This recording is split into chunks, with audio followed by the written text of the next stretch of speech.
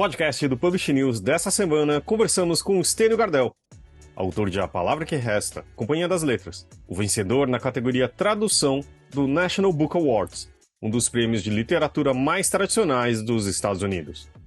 Conversamos do seu processo criativo e de suas leituras, de como foi escrever seu primeiro romance, da premiação, sobre a censura contra os livros e também sobre o seu mais novo livro infantil, Bento, Vento, Tempo, ilustrado por Nelson Cruz, da Companhia das Letrinhas.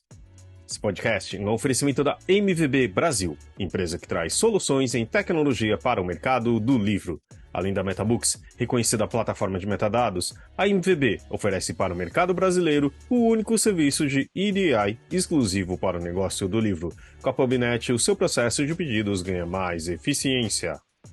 E já ouviu falar em POD? Impressão sob demanda? Nossos parceiros da Livro são referência dessa tecnologia no Brasil, que permite vender primeiro, imprimir depois, reduzindo custos com estoque, armazenamento e distribuição. Com o POD da Livro, você disponibiliza 100% do seu catálogo sem perder nenhuma venda. E também, com o apoio da CBL. A Câmara Brasileira do Livro representa editores, livreiros, distribuidores e demais profissionais do setor, e atua para promover o acesso ao livro e a democratização da leitura no Brasil. É a Agência Brasileira do ISBN e possui uma plataforma digital que oferece serviços como ISBN, código de barras, ficha catalográfica, registro de direito autoral e carta de exclusividade. Esse é o episódio 318 do podcast do Publish News, do dia 29 de abril de 2024, gravado no dia 26. Eu sou Fábio Errara e esse episódio conta com a participação de Thalita Facchini. E não se esqueça de assinar a nossa newsletter, nos seguir nas redes sociais, Instagram, LinkedIn, YouTube, Facebook, TikTok e X, todos os dias com novos conteúdos para você. E agora, Stênio Gardel. Queria agradecer aqui a presença do Stênio. Obrigado, Stênio, por gravar com a gente. Imagino depois de um dia de trabalho e estando aqui conosco. Obrigado, viu? Obrigado você, Fábio, e pessoal da Publish News pelo convite. Stênio, a gente está querendo fazer um tempo que a gente queria falar com você e acho que tem muita coisa, né? Eu vi uma série de entrevistas e você também é um ótimo entrevistador. Espero que a gente dê conta aqui hoje, mas eu acho que a gente está falando com livreiros, editores, etc., né? Com o pessoal do mercado editorial. E sempre você comenta do impacto que foi um livro na sua vida, né? Mas eu queria saber como que foi esse impacto e como foi o acesso aos livros de quando era o leitor Stênio antes de virar um escritor premiado. Esse romance é, não só é a realização de algo muito desejado por muito tempo, assim, como realmente os lugares onde ele chegou e os presentes que ele me trouxe, tem me trazido, assim, realmente mudaram minha vida. Na minha casa não havia muitos livros de literatura, assim, na estante havia alguns livros assim livros mais para se olhar, menos para se ler, né? Algumas enciclopédias e tudo. Eu lembro dos livros de psicologia, sendo que ninguém era psicólogo, umas coisas assim. Então eu tinha para né, meu hábito de leitura a escola e também a casa de uma tia que ela sim tinha alguns poucos livros de literatura. E foi dessa tia, inclusive, desse pequeno acervo dela, que eu li um livro que me marcou muito, que foi O Cão dos Baskervilles, né? E eu guardo a memória dessa leitura até hoje, assim, como algo que meio que fez faiscar essa vontade de escrever depois de crescer, de adulto, assim. Então, ah, e aí, livros de colégio mesmo, a biblioteca da escola, até que eu pudesse, ou então eu peguei a época ainda de locadoras de livro, não sei se vocês lembram, aqui em Fortaleza não, porque eu estou na cidade de Eusébio, mas em Fortaleza eu morava lá e na época da faculdade eu também não podia bancar muitos livros, então tinha uma locadora chamada Tucano, que era pertinho da minha casa, e eu li muitos livros de lá. E aí sim, depois de concursado no TRE, me sustentando por conta própria, aí eu fui montando um pouquinho uma pequena biblioteca com mais determinação, assim, né? Não sei se faz parte aí da sua pergunta, alguns autores que me marcaram, que me marcam até hoje, são William Faulkner, inclusive a parte dele está aqui bem destacada, porque é realmente um autor que me impressiona a cada livro. Também americano, eu gosto muito do John Steinbeck, da Carson McCullers, e aí livros de Dostoiévski também me marcaram muito. Pensando nos autores brasileiros, né? Graciliano Ramos, Raduan Assar, Guimarães Rosa, Clarice Lispector, uh, mais recente, mais contemporâneos, né? Se a gente pensar aí, Maria Valéria Rezende, Marcelino Freire, que é minha inspiração, assim, enorme nos dias de hoje. A leitura de Nossos Ossos dele foi muito importante no meu próprio processo. E Socorro Racioli e muitos outros, assim, que me ajudaram e têm me ajudado e têm me inspirado a ler e escrever. Estênio, em outras entrevistas que eu estava assistindo e ouvindo você falar, você citou O Cão dos Baskervilles. E aí me marcou esse livro, do Arthur Conan Doyle, né? Porque é um livro que também me marcou. Eu já emprestei para minha irmã, que não é uma leitora muito atuante, e aí ela conseguiu terminar de ler. Então, e é Aham. um livro que eu li por conta que minha mãe emprestou para mim e me fez ter acesso a esse livro. Eu queria saber qual que é a influência do Cão dos Baskervilles na sua trajetória. Olha, que bacana ouvir esse depoimento, assim, né, de encontrar alguém que teve as mesmas, assim, teve uma relação parecida que a minha, com o livro.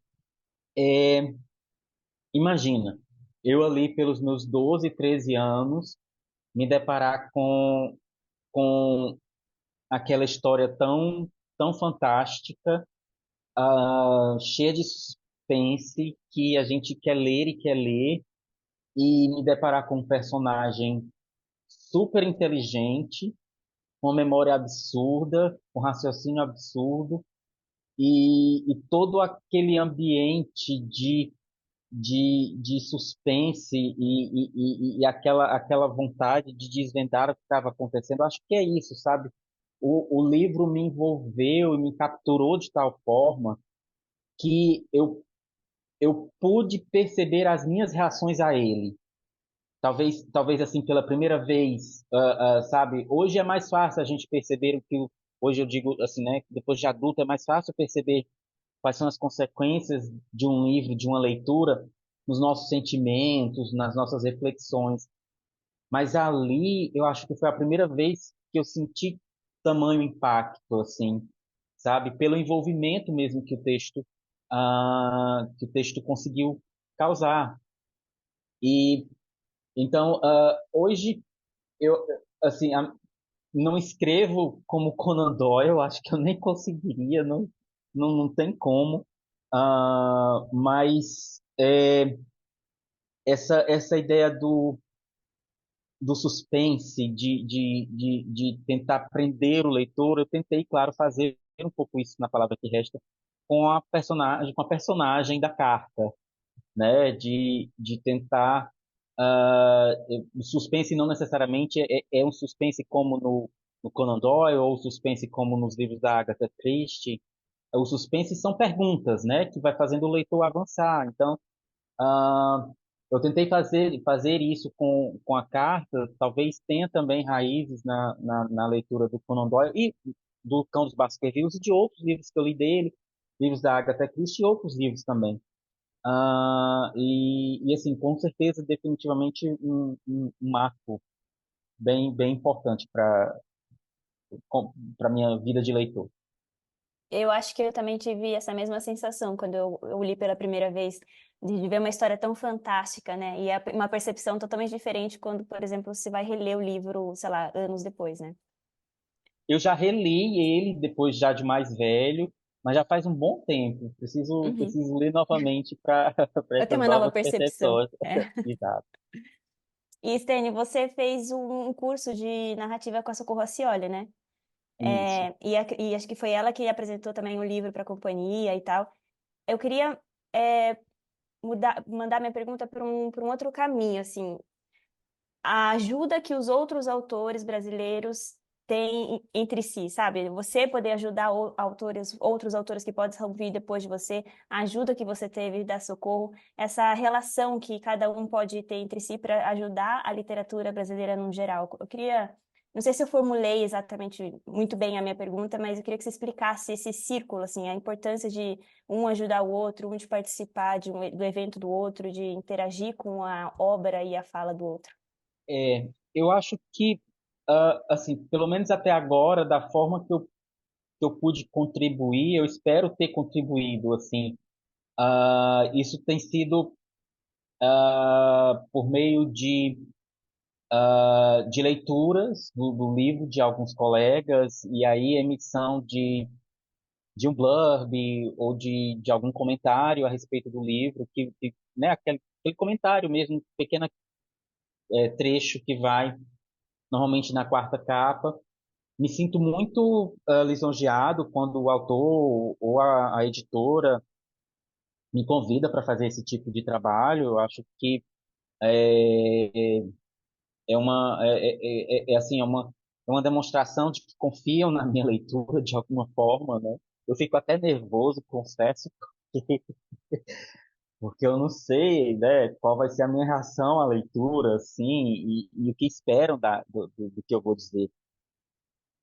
Então, eu tenho tentado contribuir desta maneira. Assim como eu também tive a contribuição, como você falou, da Socorro Acioli, não só pelo blurb que ela fez no meu livro, mas por muito mais. O encontro com ela foi realmente determinante para o livro, para a trajetória do livro, né? Pelos ateliês, ela foi a primeira leitora da Palavra que Resta, a primeira versão ela leu e emitiu, né, observações, os comentários para que eu fizesse mudanças ou não fizesse mudanças. E ela mesma indicou o livro para a editora dela na Companhia das Letras, à época, que era a Júlia Busco, né? Sou um sortudo danado, assim, um privilegiado, né? Eu entendo que nem todo mundo tem essa oportunidade, essa janela. Ah, Espero um dia poder retribuir isso para alguém. Estar vivendo agora essa realização, eu sei o quanto é importante para as outras pessoas também. E outra consequência disso, dessa relação de apoio, é exatamente que, às vezes, um autor que talvez não chegasse na editora por outras vias consegue chegar. Eu não sei, por exemplo, se eu conseguiria chegar na editora como a companhia se não fosse pela Socorro, né? Fosse pelas chamadas, ou se eu tentasse concurso, se alguma editora ia olhar para o meu texto.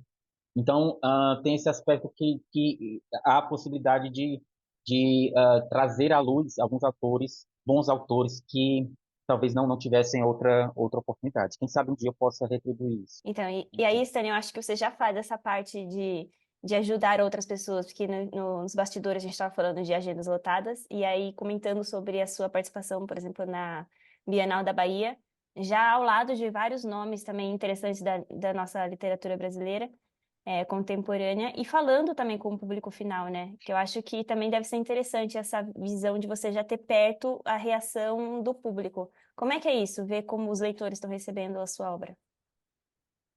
Olha, é a melhor parte, Thalita. É a melhor parte assim, de ser autor publicado, pelo que eu tenho experimentado até agora.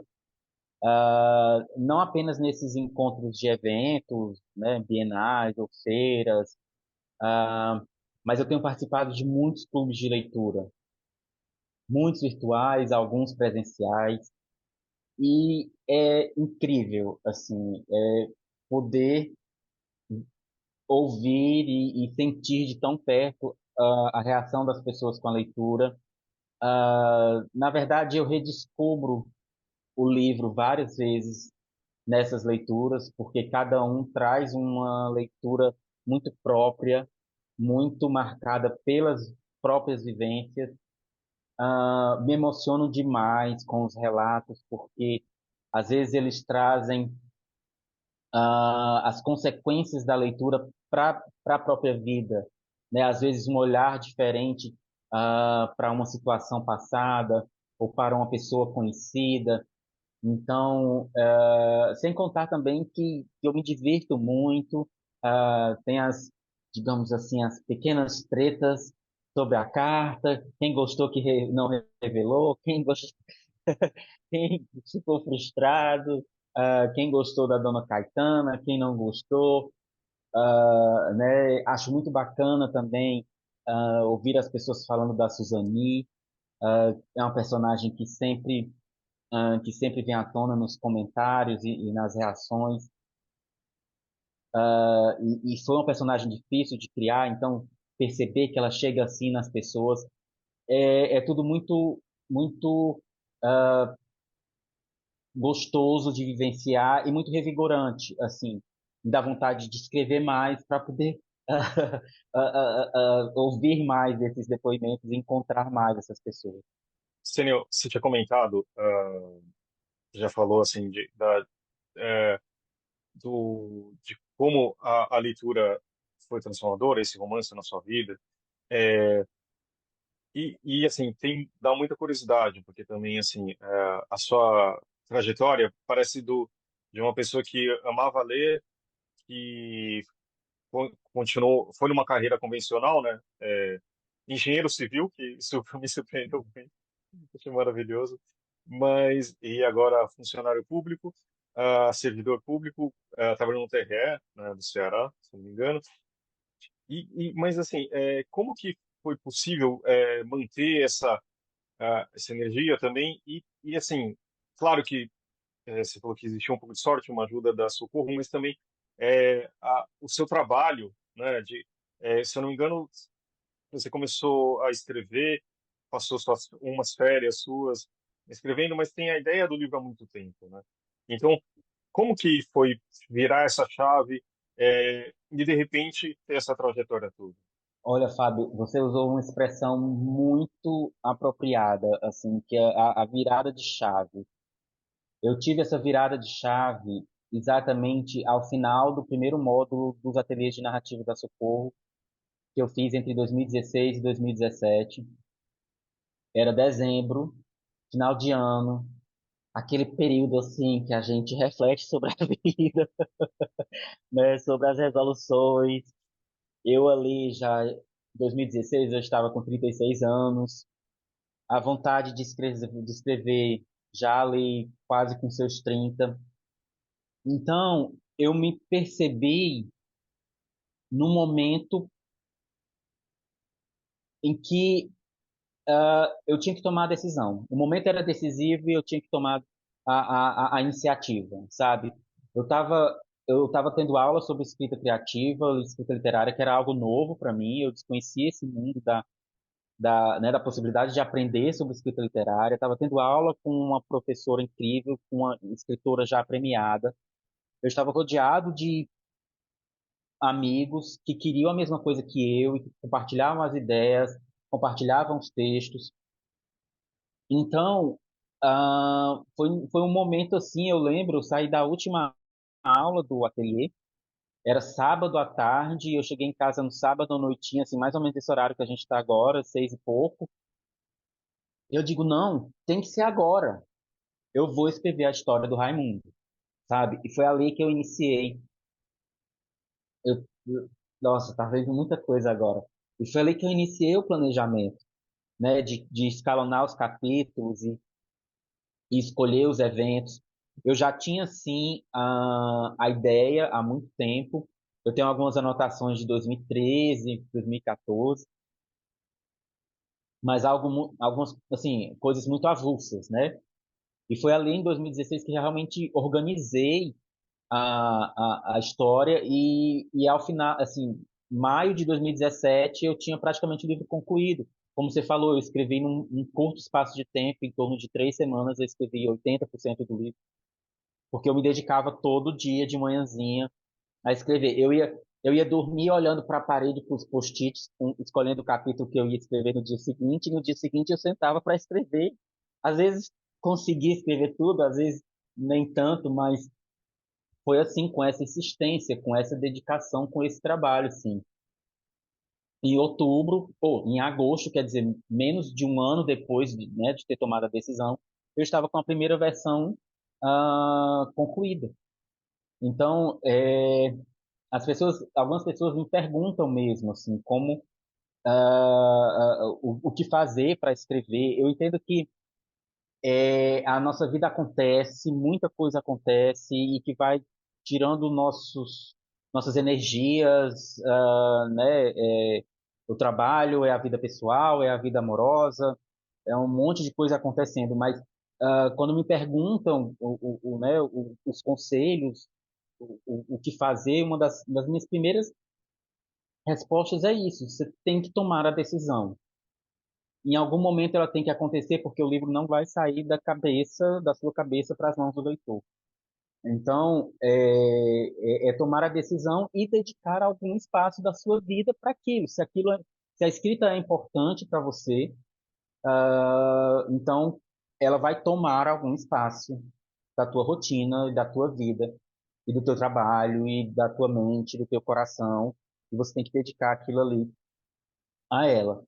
Ah, foi mais ou menos o que aconteceu assim comigo. Não é Cada um vai encontrar o seu caminho, cada um vai encontrar a sua forma de escrever e o seu tempo para escrever.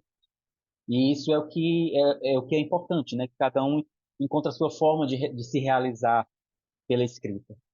E aí, Stênio, além de todo esse processo, a gente chega no dia da sua premiação, e você, no National Book Awards, e você fez um discurso muito emocionante, né?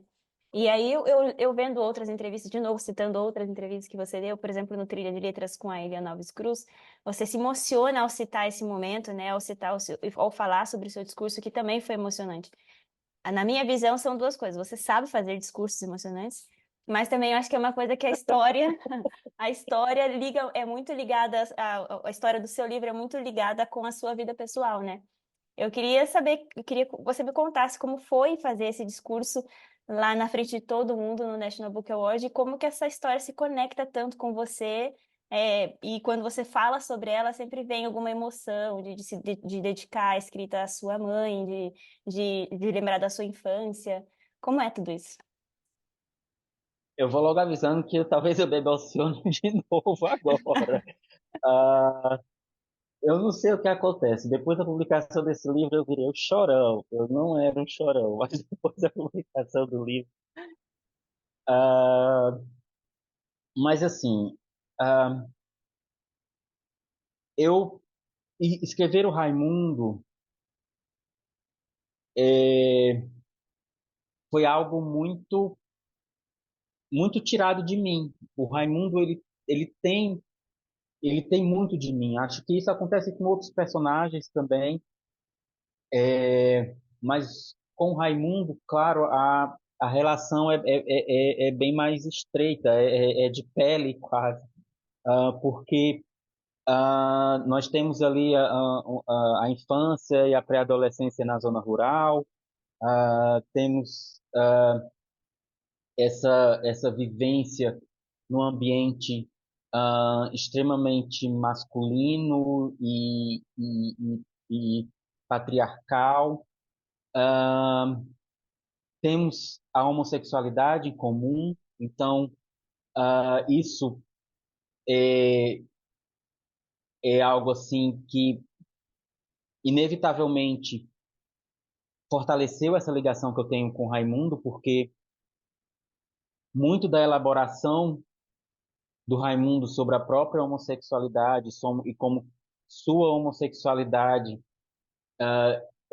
estava no mundo, como ele via a sua homossexualidade no mundo, como ele achava que as pessoas a viam e o viam, muito disso eu escrevi com base na minha própria experiência, né? Eu lembrando das minhas angústias, dos meus medos, eu nunca sofri, aí a gente já vai para as diferenças, né? Eu nunca sofri as violências que o Raimundo sofreu, eu nunca nunca fui rejeitado por minha família, sempre fui abraçado, mas eu tive os meus momentos também de solidão e de muito medo, de escuridão, por, por perceber que eu era diferente, simplesmente por causa disso. Então, eu resgatei muito disso, desses momentos de muita reflexão e muito medo e muita vergonha para escrever o Raimundo, né? Então, é inegável que quando eu falo dele, eu estou falando um pouco de mim, né? É quase meio terapêutico isso, não sei. Não foi a escrita não foi com esse propósito, mas essa relação está lá, ah, inevitavelmente. A gente também, a gente, eu digo eu e o Raimundo também compartilhamos essa paixão pela palavra, né? Ele nunca pôde estudar, eu sempre pude estudar, mas de uma forma, assim, de formas diferentes. A gente tem essa atração pela palavra escrita, né? Por aprendê-la e se comunicar com ela. Então, quando eu tive que escrever o discurso lá do National Book Awards, eu preparei antes, tá, gente? Aquilo não foi de cabeça. Quanto mais em outra língua, eu teria me enrolado, além de chorar, teria me enrolado demais. Mas, não, mas a própria organização pediu para a gente preparar antes por causa de tempo e tudo. Então eu preparei antes, mandei para a tradutora, para a Bruna e para o editor, para eles verem se estava tudo direitinho e tal. Só que aí quando chega lá, as coisas meio que assim, se desorganizaram. Primeiro porque, por mais que eu desejasse muito ganhar, eu não sabia se eu ia ganhar. Então, até o último instante, assim, eu lembro, gente, eu lá na expectativa, não sei se vocês viram a premiação, mas é aquela coisa aquele ambiente de premiação de cinema americano, sabe? Ah, os indicados são, e aí tem, e passa, e tem todo aquele suspense na hora de abrir o envelope e tudo. E eu lembro ali no último instante de eu pensar assim comigo mesmo, eu quero muito ganhar, mas se eu não ganhar, tudo bem. Porque só estar ali já era grande demais. E aí eu resgato um pouco o que estava no discurso. Porque, como um menino gay morando na zona rural do interior do Ceará, do Nordeste, do Brasil, chegar lá com o primeiro romance traduzido e estar entre os finalistas em maiores prêmios literários do mundo, talvez, já era algo que assim, eu tinha só que agradecer. E o que viesse dali já seria também gigantesco, assim. Então, quando eu ouvi o meu nome, vocês viram o meu choque, vocês viram o choque da tradutora, e aí eu desabei e não sei como eu tropecei, não tropecei lá nas escadas também, mas aí na hora de ler eu lembrei da minha mãe, do meu irmão, né, tudo que a gente viveu e minha mãe sempre acreditando em mim. Essa máquina, vocês estão vendo essa máquina de escrever? Foi ela que Sim. me deu quando eu era adolescente também, porque eu aperriei ela demais, porque eu queria ser escritor, então eu tinha que ter uma máquina de escrever. A minha lógica era essa. E, e ela, sem poder, ela me deu essa máquina. Então, eu lembrei de tudo isso na hora.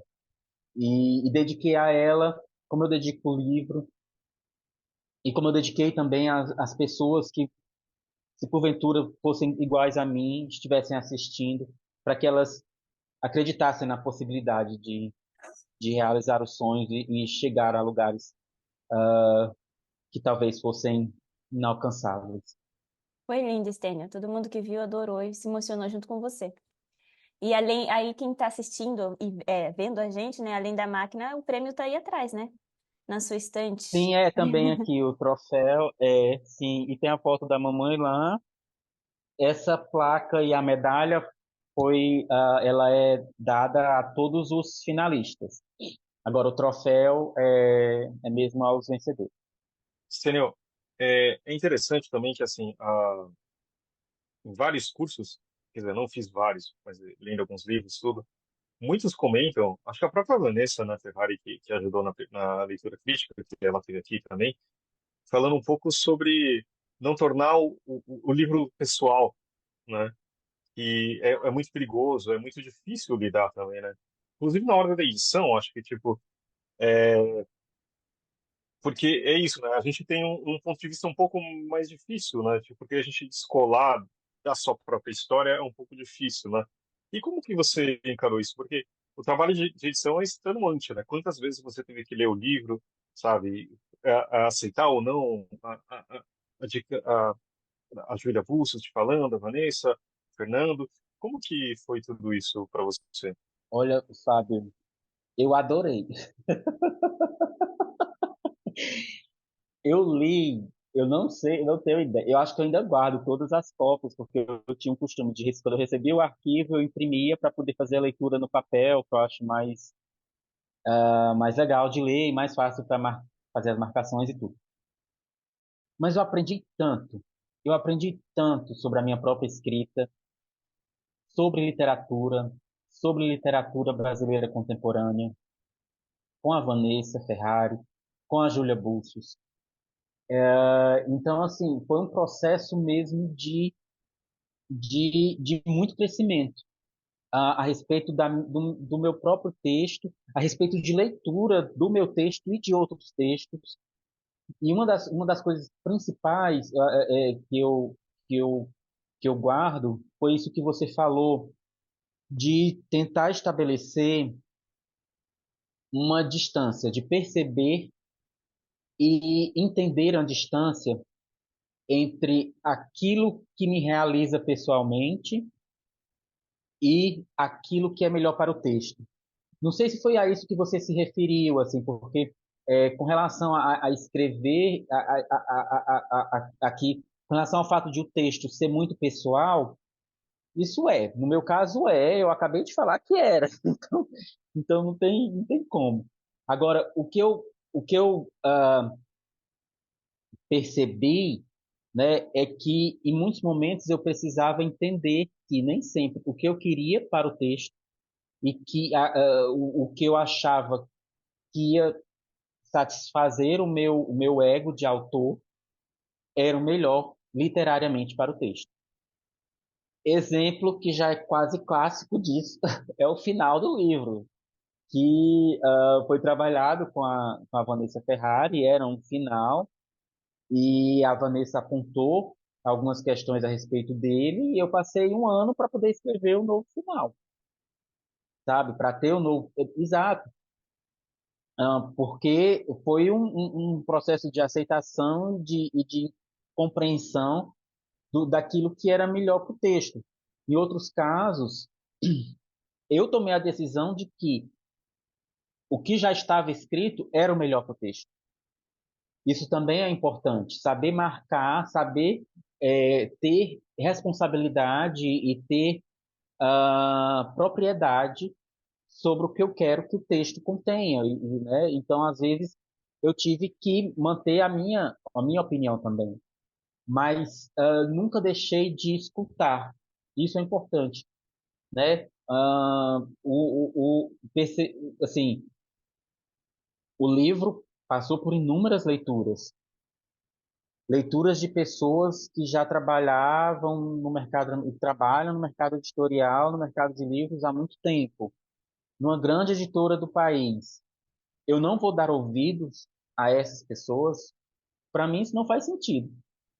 Então, eu ouvia todo mundo e sempre procurei entender muito o ponto de vista de todo mundo, aceitei alterações, rejeitei algumas alterações. Parece o Word, né? O controle de alterações do Word, de aceitar e rejeitar, mas foi mais ou menos assim mesmo. Então, E assim a gente conseguiu chegar nesse resultado que para mim é maravilhoso, sabe? Outro exemplo também é o título, né? Acho que vocês já devem ter visto, o título do livro era outro.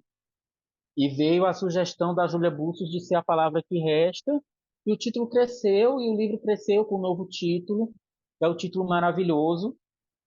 E olha, você abrir mão de um título que estava comigo já há anos e desde o começo da escrita, não foi fácil. Mas é aquilo, é estar aberto a sugestões, a opiniões sérias, né, críticas, ah, e que iriam contribuir para o livro, e sentir se aquilo é o melhor para o livro, né? E não apenas algo que eu quisesse por querer bater o pé e dizer, não, eu quero que seja assim, pronto. Não é bem assim que, pelo menos para mim, funcionou e que eu acho que deva funcionar. E, Stênio, eu queria que você comentasse agora, mudando um pouquinho de assunto, mas se for ver, pensar bem, num geral, nem tanto, sobre esses recentes casos de censura, né? A gente viu ali com o Jefferson Tenório, rolou com o prêmio Sesc. Ah, como é para você ver essas obras que a gente sabe que são maravilhosas, recebendo esse tipo de censura, recebendo esse tipo de comentário horrível pelo Brasil inteiro? E eu não sei, se já pensou se tivesse acontecido com a sua obra, se a sua obra estivesse sendo censurada em escolas e por todo o país? Thalita, é, dado, dado o ambiente político, social, que a gente tem vivido aí, eu acho que, ah, vamos dizer aí, dos últimos 2016, né?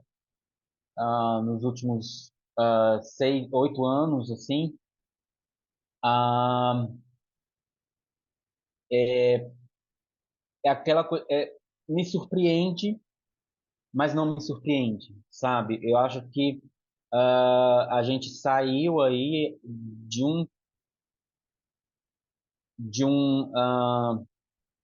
que eu não quero fazer referência direta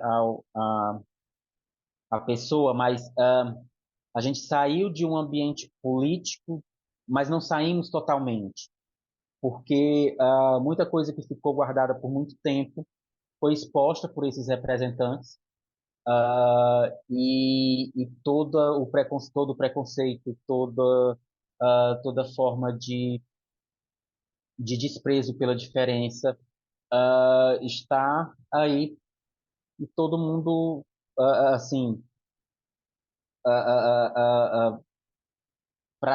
pode praticar ou se julga no lugar de praticar, às vezes sem temer consequências. O que eu quero dizer é que ah, é algo que assusta, mas também não não me surpreende que tenha acontecido, sabe? A gente teve também banimento de livros, está tendo banimento de livros nos Estados Unidos também, né? E pensando especificamente, por exemplo, no caso do Jefferson Tenório, é algo também muito triste porque as pessoas se utilizaram de coisas tão pequenas para fazer generalizações absurdas sobre a obra. Então, isso só demonstra, eu acho, que as razões, né, os motivos, as motivações para esse tipo de atitude, para o banimento, elas são outras. Elas não são de nenhuma forma literária, não há preocupação nenhuma com a saúde dos adolescentes, dos crianças, não, não é isso. A questão é social, a questão é racial, a questão é de preconceito, a questão é de elitismo, e então, felizmente, as escolas, né, os governos retrocederam nas decisões, né, eu acho que já saiu eu vi, acho que no Instagram da companhia, e os livros estão voltando para as escolas. Isso é um bom sinal, mas eu digo, repito, talvez de uma forma pessimista. Não acho que estamos livres de outras atitudes como essa, infelizmente. Não pensei necessariamente se o meu livro chegaria a passar por isso. Ele teve uma venda para o governo municipal de São Paulo, né? Então, eu espero que não passe, claro, mas é algo que, infelizmente, a gente tem que estar preparado. Eu acho que agora, para tentar terminar a nossa entrevista em um tom melhor e falando de coisas novas, né? Você está lançando um livro novo, né? Que sai agora em junho.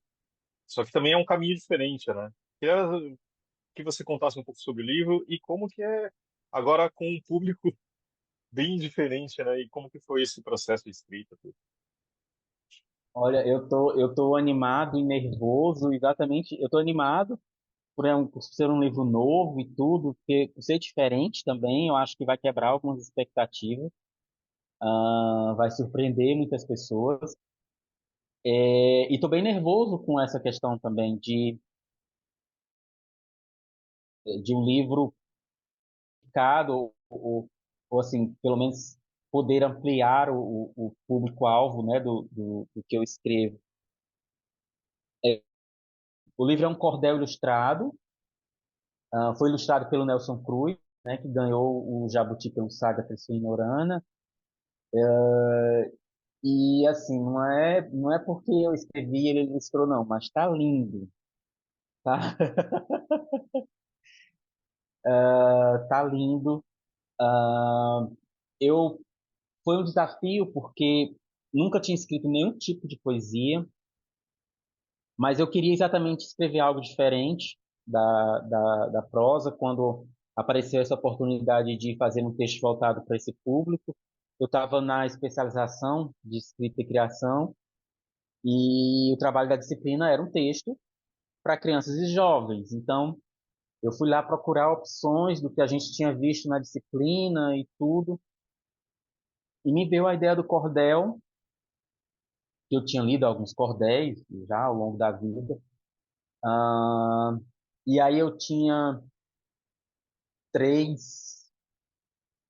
Não, eu tinha assim, eu tinha duas ideias, que era o trinômio Bento, Vento, Tempo.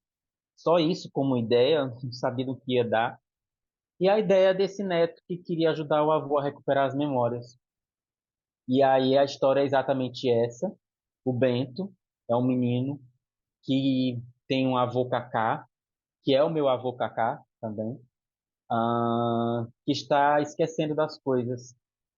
E aí um dia o Bento descobre que o vô Cacá está guardando um retrato, está meio apagadinho já.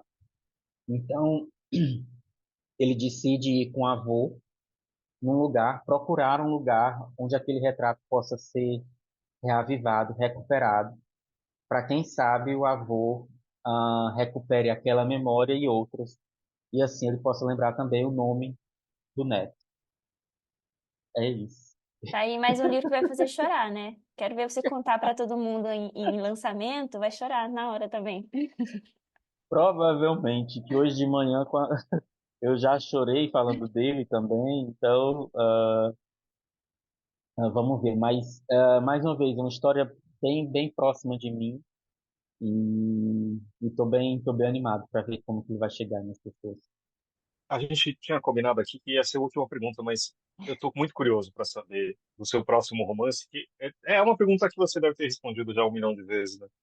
Mas eu acho que assim deve existir uma dificuldade mesmo, né? Tipo, eu não sei o quanto você gosta de música, e tal, e sempre tem aquela coisa do segundo álbum, né? Do peso, ainda mais de um livro tão bem sucedido. Você já tem ideia? Você tem uma rotina de trabalho? Como que funciona isso? Fábio, eu tenho a rotina exatamente quando eu estou envolvido num projeto. Assim, por exemplo, quando eu estava escrevendo A Palavra que Resta, eu escrevi ali intensamente durante 3 semanas, e depois, por mais uns 2 meses, eu consegui concluir o livro. Com o Bento foi mais intenso ainda. É um texto bem mais curto, claro, mas eu escrevia o Bento ali entre planejamento e finalizar, eu escrevi em 6 dias, né? Então, quando eu estou ali envolvido, agora que eu não estou, por exemplo, porque eu estou ainda trabalhando na Palavra que Resta e no Bento, eu não escrevo todo dia. Eu vou fazendo as anotações das ideias que vêm, ideias sobre, né, anotações sobre as ideias que eu já iniciei e vou catalogando isso. Eu tenho algumas ideias, tenho um texto já com algumas 1000 palavras, mas não sei se vai ser ainda o meu romance. E o que você fala da pressão,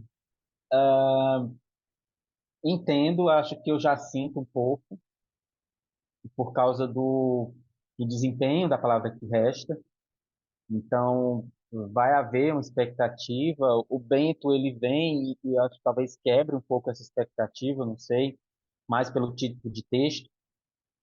Mas quando for um novo romance, sim, a coisa se renova e, e vamos ver. Mas eu não estou com muita pressa também, sabe, Fábio?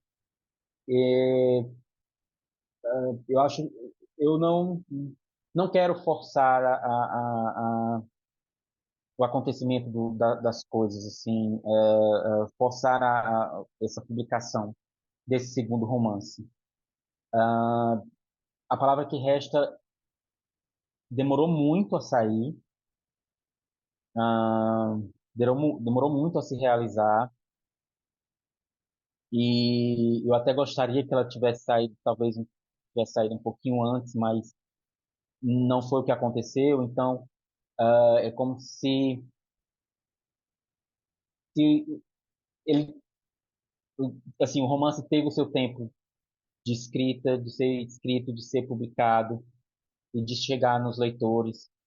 Então, acho que eu vou me segurar nisso um pouquinho, segundo o romance também, e, e, e confiar de que a ideia vai vir e o texto vai vir. Claro, eu vou ter que trabalhar nisso no momento certo, para que ele aconteça. Senhor, antes de a gente encerrar, a gente tem só uma pequena tradição que é a gente indicar alguma coisa, né? Pode ser alguma coisa que você esteja lendo, vendo, indo, um lugar interessante da mesa, alguma coisa assim para dividir com a gente. Acho que só para dar um tempinho para você pensar. Thalita, você quer? Quem acompanha aqui sabe que eu quase nunca sei, né, o que indicar. Eu sempre fico pensando, caramba, me pegou de surpresa. Mesmo não sendo uma surpresa, porque a gente já grava esse podcast há anos. Enfim, eu vou indicar, então, vou fazer uma indicação bem fácil, que vai ser o Prêmio Publish News, lá no dia 8 de maio, no Goethe Institute, em São Paulo. A gente vai premiar as pessoas que estão por trás ali do mercado dos livros, falando justamente com o nosso público. Os livros mais vendidos, da lista dos mais vendidos do Publish News, e profissionais de marketing e venda, o profissional de marketing e vendas do ano. Nós temos prêmios especiais para livreiros, livrarias, prêmio de inovação, prêmio de quem usou melhores metadados. E, enfim, o 8º Prêmio Publish News, no dia 8 de maio, no Goethe Institute, em São Paulo, a partir das 6h30. É isso. Vai ser um grande happy hour também do mercado editorial. Acho que todo mundo deveria ir. Todos convidados. Muito bom. E você, Stênio, tem alguma coisa já? Me perdoe, mas eu não vou sair da leitura. Tá ótimo. Não tem, por favor. Eu tô lendo um livro, esse aqui, Nadando no Escuro. Saiu pela Astral Cultural. E tô bem surpreso com esse livro. Assim, é a história de um jovem gay crescendo na Polônia da Guerra Fria. Então, estou gostando bastante do texto, da história. Estou conseguindo ver algumas, assim, perceber como a história dele tão distante da minha, mas como os livros conversam. Então, fica aí. Hoje, como vocês devem estar percebendo, a tecnologia não está do nosso lado. Mas eu queria indicar também uma série que me surpreendeu. A gente tem uma tradição, tipo, faz muito tempo que o cinema não consegue, nem o arte visual consegue traduzir bem outras coisas, principalmente games. Eu sou um gamer meio velho, mas eu sou. E, tipo, eu amo, por exemplo, Last of Us, acho que é um dos melhores jogos e uma das melhores formas de contar a história em muito tempo. Mas agora estreou Fallout, que é também um game, e a história é bem interessante, porque é um futuro alternativo, só que você fala assim, nossa, ficção científica e tal, e o jogo parece ser ruim, mas não é. Eu acho que é bem interessante de entender o que aconteceria se.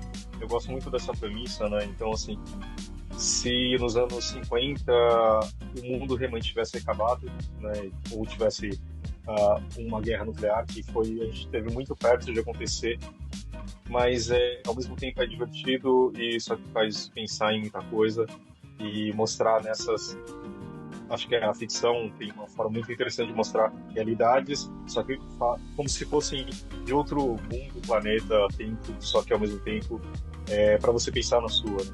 Tipo, o livro do Stênio, que eu fui criado em São Paulo, mas ao mesmo tempo você fala assim, putz, tem tanta coisa de relações que você fala assim, cara, isso é mais universal, né? Por isso que eu acho um prêmio também dos Estados Unidos, de uma história tão brasileira, tão da sua terra, e que na verdade é nossa. Enfim, acho que outra indicação básica é ler o livro que deu esse prêmio, que acho que deixou todo mundo orgulhoso, né? E realmente, assim, putz, não tinha como chorar não chorar, né? Toda vez que eu assisto, eu assisti hoje de novo para preparar isso, assim, meu Deus. E eu fiquei muito curioso e eu fiquei feliz de ter visto a Sua Máquina de Escrever, que ela é tão famosa, mas pela primeira vez eu vejo. Tá bom, Tatiana. Obrigado, viu, pelo seu tempo e ansioso para ver o seu livro novo, que é exatamente para a idade do meu filho, então com certeza eu tenho uma boa desculpa para comprar também. Oba, que bom. Obrigada, Obrigado. Stênio. Foi uma delícia conversar com você. Obrigado, Fábio. Obrigado, Thalita, pela conversa.